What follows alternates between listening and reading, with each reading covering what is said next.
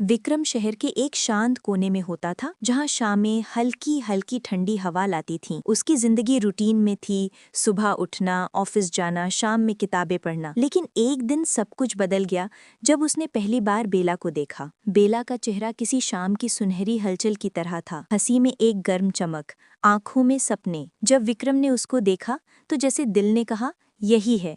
नाम को ढूंढना, मुस्कुराहट को समझना, सब कुछ अचानक महत्वपूर्ण हो गया। विक्रम ने पहली बार हिम्मत जुटाई और एक शाम बेला से मिला, उद्यान में बैठकर। हवा में हल्की ठंडक थी, पेड़ों की पत्तियां सरसराई थीं। तुम अक्सर यहाँ आती हो? विक्रम ने पूछा। बेला ने मुस्कुराकर कहा, हाँ, क्योंकि यहाँ मैं खुद को सुन सकती हूँ। उसकी आवाज़ में एक एहसास था, शांति और उम्मीद। उस शाम से विक्रम और बेला की मुलाकातें लगातार होने लगीं।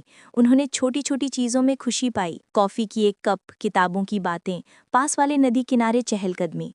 विक्रम के लिए बेला हर सुबह की पहली किरण थी और बेला के लिए विक्रम वो छांव थी जिसमें वो आराम से पल सकती थी। लेकिन कहानी में मोड़ आया। बेला ने बताया कि उसे अगले महीने 1 महीने के लिए दूसरे राज्य में जाना पड़ेगा, एक अनिश्चित अवधि के लिए। विक्रम की रफ्तार एकदम तेज हो गई। उसके लिए अगले महीने का मतलब कुछ और था। बड़ा हुआ, उन्होंने ये तय किया, हर दिन मिलना जरूरी था, चाहे कितनी भी व्यस्तता हो। उन्होंने एक कागजी जिम्मेदारी ली, रात के 8 बजे फोन पर बात करना, और वैसा हुआ भी। विक्रम के दिल में डर था, अगर समय बदल गया तो?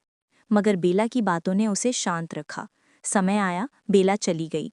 विक्रम अपने कमरे में बैठा, आंखों में उसके चेहरे की झिलमिलाहट। दूर रहकर भी उनकी बातें, उनकी हंसी, उनका साथ, सब कुछ जीवित था। विक्रम ने हर शाम उस उद्यान में जाना जारी रखा जहां वो मिले थे। शाम की हल्की ठंडी हवा उसे बेला की याद दिलाती थी।